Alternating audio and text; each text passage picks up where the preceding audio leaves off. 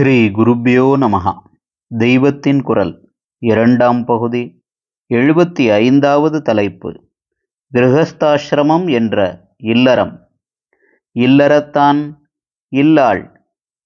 ஒரு யுவனானவன் குருகுலவாசம் முடித்து சமாவர்த்தனமாகிய உடனேயே அவனுக்கு ஒற்றை பூணூல் போய் இரட்டை பூணூல் ஏற்பட்டு விடுகிறது. பிரம்மச்சரிய ஆசிரமத்தில் தரித்த தண்டம், கிருஷ்ணாஜினம், அதாவது மான்தோல், மேகலை முதலியன போய்விடுகின்றன. இப்போது அவன் ஏக வஸ்திரத்தை தட்டாடையாக உடுத்துவதும் போய் பஞ்சகச்சம் கட்டிக்கொண்டு உத்திரியமாக மேல் வேஷ்டி போட்டுக்கொள்ள வேண்டும்.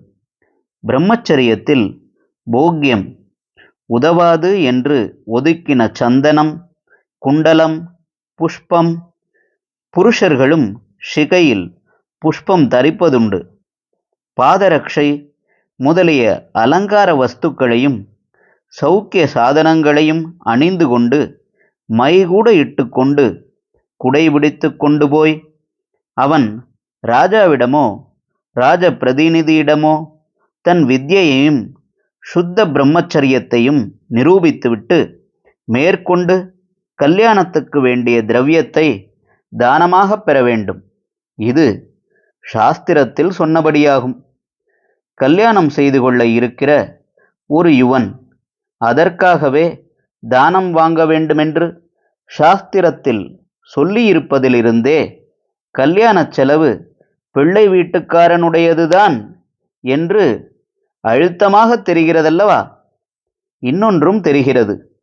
சமாவர்த்தனம் பண்ணி ஸ்நாதகனான ஒருவன் பிற்பாடு கல்யாணம் செய்து கொள்ளாமல் ஏகாங்கியாகவே இருந்தாலும் கூட அவனுக்கு இரட்டை பூணல், பஞ்சகச்சம் இவை உண்டு என்று ஆகிறது.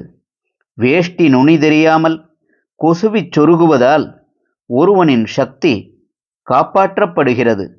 முசல்மான்கள் வேஷ்டி ஓரங்களை சேர்த்து தைத்து கட்டிக்கொள்கிறார்களல்லவா? பஞ்சகச்சமாக இல்லாவிட்டாலும் தமிழ்நாடும் மலையாளமும் தவிர மற்ற இடங்களில் எல்லோருமே பூணூல் இல்லாதவர்களும் கூட கச்சம் போட்டே கட்டுகிறார்கள். இப்போது வேஷ்டியே போய் என்னை பார்க்க வருகிற போது கூட முழு நிஜார் போட்டுக்கொள்வது என்று இருக்கிறது. இந்த ஸ்திதியில் கச்சம், தட்டாடை வித்தியாசங்களை சொல்வது வேடிக்கையாகத்தான் இருக்கிறது.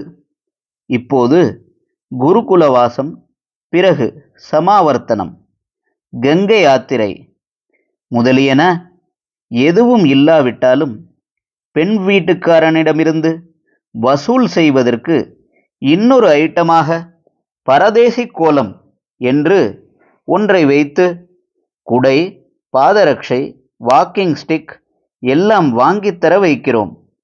மாப்பிள்ளைக்கு மையிட்டு சங்கிலி போட்டு காசி யாத்திரை என்று ஒன்று நடத்துகிறோம். கல்யாணமாகாமலே நைஷ்டிக பிரம்மச்சாரியாக இருப்பதை சாஸ்திரம் அனுமதித்தாலும் அது விதிவிலக்கான கேஸ்தான். பொது விதி யதோக்தமாக குருகுலவாசம் முடித்ததும் பிரம்மச்சரிய ஆசிரமத்தை முடித்து அடுத்ததற்கு போ என்பதுதான். அதாவது பிரம்மச்சரியம் சாஸ்திரோக்தமாக முடிந்தவுடன் கிருஹஸ்தாசிரமத்துக்கு ஏற்பாடு செய்துவிட வேண்டியதுதான். ஹரஹர சங்கர, ஜெய ஜெய சங்கர. தெய்வத்தின் குரல் மேலும் ஒலிக்கும்.